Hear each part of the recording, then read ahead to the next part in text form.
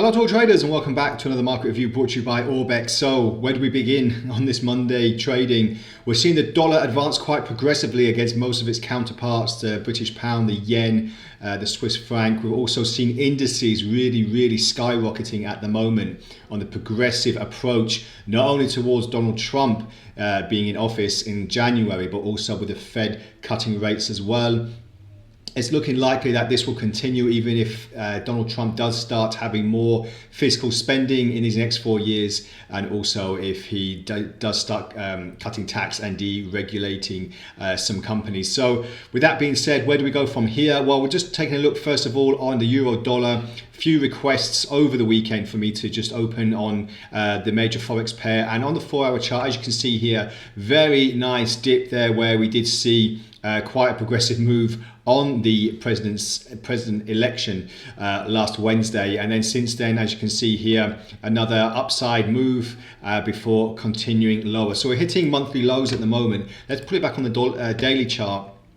Just want to show you the progression that we've seen in the last few months. And as you can see here, we've had wave after wave of optimism on the euro when the dollar was tanking quite significantly, especially as we approached September and October. But at the beginning of October, we saw this vast sell-off, not only in currencies, but also in a lot of commodities as well. So now we're just waiting to see if this is going to continue. As you can see here, we're just starting to see some firm support, and this was the cluster roughly at the end of June. If we do drop below that, then naturally we'll be looking at April's lows as well. But if we pull it right back, it's quite interesting at the moment to see just how far the euro has advanced in the last few months over the dollar, and now the progressive nature of the dollar in the last few trading sessions. So it is looking likely that this could continue. We do have some more room for maneuver before we get down to roughly about 104, 103 and a half, something like that. Just trading just below 107 at the moment. So a couple of hundred pips to go, but not too much if you think about how much movement has happened in the last few trading sessions as well. It's pretty similar scenario on cable as well. Just want to touch on that because we saw the Bank of England cutting their interest rates to keep in line with the Fed last week. So we did see quite a bit of choppy action on cable. And if we just pull it back on the 4-hour chart, as you can see here, not as progressive for the dollar on the British pound, but still moving lower as well, just needing to move back, move past these particular lows here, about the mid 128 area.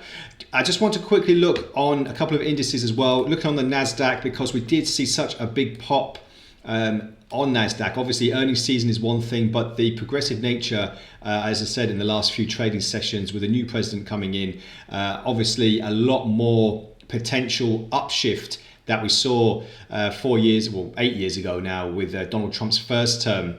And that was in 2017, where the S&P rallied over 50% during his term before we hit the pandemic. But we'll have to wait and see if that does happen again. But no signs of slowing down at the moment. We've jumped over 21,000, which is quite significant. And we are obviously keeping a very close tabs on these big psychological levels as well. If we look on the Dow, we just quickly, again, last week we reported on such an upshift, and we broke this last particular swing high, which was giving quite a lot of resistance. But as you can see here, broke straight through that 43,400 approximately. Now another 600, 700 points higher.